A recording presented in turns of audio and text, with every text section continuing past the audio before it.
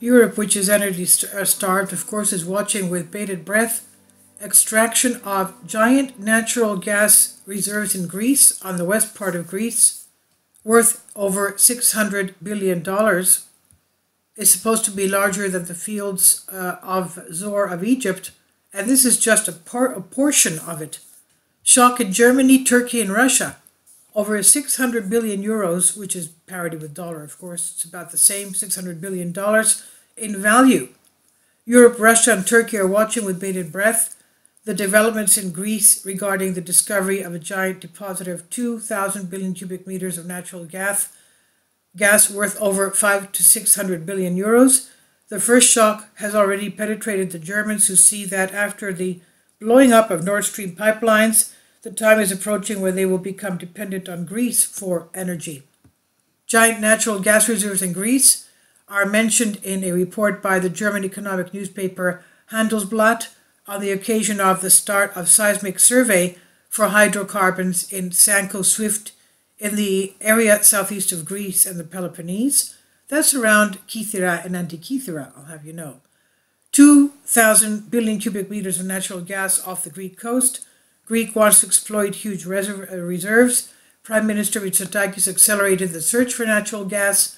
There's still 150 more areas that have to be... this is just one of the many. Now, their exploitation could start as early as 2027. The whole of Europe could benefit, says Gerd Heller, correspondent of the economic newspaper Handelsblatt, in a report from Athens. The lengthy report, according to Deutsche Welle, focuses on the recent announcement by Prime Minister Kyriakos Mitsotakis about the start of seismic survey by the ship Sanko Swift in the area southwest of Crete and the Peloponnese, and later in the Ionian, which is between Greece and Italy, on behalf of the companies ExxonMobil and Hellenic Energy. The report characterizes these actions as a new move by Greece towards the exploitation of natural gas deposits in its own open waters, and observes this is an issue that has been sidelined for years for reasons of climate policy, but also because of the supposed reliable availability of cheap Russian natural gas. Now the war in Ukraine and the energy crisis demand a reconsideration. Greece is now looking for a replacement for Russian natural gas, which in the past covered 45% of consumption for Greece. Now the potential deposits are not only of interest to Greece, however. Based on last year's consumption, they would be enough to supply the entire European Union with natural gas for more than 5 years. That's just from this reserve alone. Now, the report extensively presents the available data for hydrocarbon deposits in the area southwest of Crete, the Peloponnese, and the Ionian Sea, as well as the projected timetables for research in these areas based on expert assessments by the involved agencies and government actors. Among other things, the report notes, also in the Aegean, it's assumed that there are hydrocarbon deposits. So far, however, no research has been done there because Greece and Turkey disagree on the demarcation of the economic zones. However, Turkey has not made any claims for the areas that are the focus of the current investigations. Maniati says a deposit of southern Crete looks like a giant deposit of Egypt. We are at the happy point where the discussion begins to make sense, not only for Greece's energy self-reliance, but at the same time for a new role for the country as a supplier of significant quantities of natural gas to the European Union, emphasized former Energy Minister Yanis Maniati speaking on Sky Television. Unfortunately, of course, he says, we should have had this discussion 7-8 years ago, but let's keep the positive right now. There is a serious restart of the research program at Maniatis. The deposit of southern Crete resembles a giant deposit of Egypt. Maniatis emphasized that the most mature area that can soon provide natural gas is that of Ioannina. It's a very important deposit that we have known for over 10 years, and there are some serious estimates that it can be the pleasant surprise of Southeast Europe. At the same time, he emphasized that the deposits of South Crete had structures similar to the gigantic one of Egypt. He said, we don't know its exact volume. When you see it, it has similar structures. You can make estimates that the order of magnitude of its volume may be similar. Magnatis noted that a complete picture will emerge from the Ioannid deposit in less than a year, while he expressed the hope that there will soon be a picture for the over-mature, as he described it, deposit of Katakolo.